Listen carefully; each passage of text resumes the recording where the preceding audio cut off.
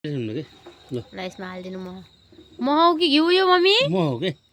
अर्को थियो त मह उही अझ अलि हाल्नु छ अझ अलि हालिदिनुहोस् है यसो घुमाएर हाल्नु न यताउता मम्मी पनि यस्तै खानुहुन्छ ल भयो यतिले हुन्छ भयो डाइटमा बस्ने मान्छेले त्यस्तै खाने हो कि खासमा त डाइटमा बस्ने मान्छे जसले खाना खान्न नि यसरी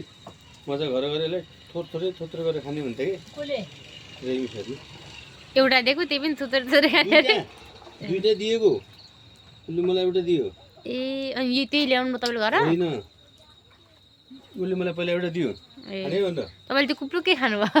अनि खाम भन्यो मलाई सानो दुई छोर तपाईँ खानु भन्यो काटे यस्तो हुँदो रहेछ भित्र बिहा यो बिहा लाउनुला घर हुन्छ भने मलाई गाइस यो चाहिँ के एभोकाडो चाहिँ मैले फर्स्ट टाइम टेस्ट गरेको त्यस पछाडि अनि फेरि म क्लासमा गएँ 12 मा without adding anything it's tasteless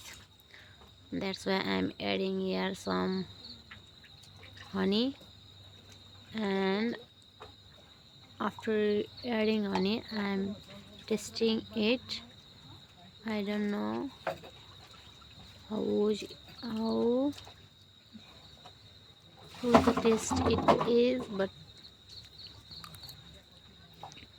good बल्ल मात्र राम्रो आउँदो रहेछ त्यो म हालेपछि बल्ल राम्रो आयो कि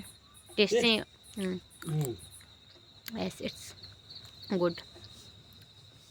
राम्रो के हामीले यो कभरलाई चाहिँ फाल्ने होइन है यतिकै यसलाई नै भाँडा बनाएर चाहिँ यसरी खानुपर्छ है एभोकाडोको चाहिँ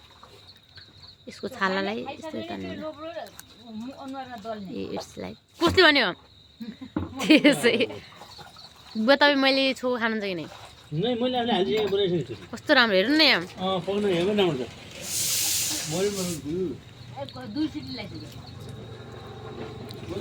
यस्तो राम्रो यसको मम्मी यो हालिसकेपछि टेस्ट नै अर्कै आउँदो रहेछ तर ऊ जस्तो कि चक्लेट टाइप हुन्छ नि त्यसरी खाने रहेछ कि यो खासमा अब पक्सरी लाउने हो कत्रो ठुलो दाना हुन्छ यसको यो त सानो